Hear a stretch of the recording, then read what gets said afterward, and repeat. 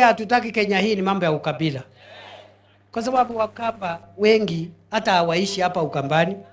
Wengine wako Mombasa, wengine wako Taita Taveta, wengine wako Hola, wengine wako Garissa. Si Wakamba wako kila mahali.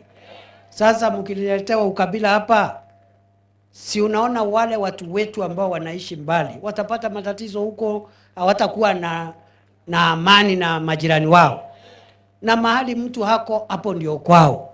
Ule Mkamba ako Garissa, uko ndio kwao. Ule Mkamba ako Meru, uko ndio kwao.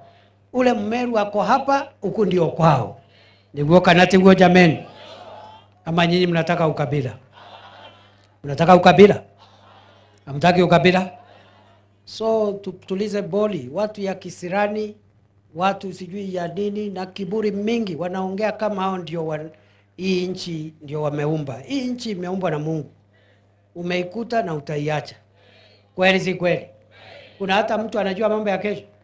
Kuna mtu anajua mambo ya kesho? Ni Mungu tu anajua. Twende tu pole pole. Kiburi ni kubwa. Mtu wako na kiburi inatoka hapa Kenya inafika South Africa.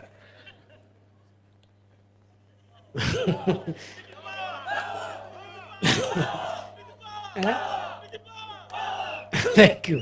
So, twende tu pole pole.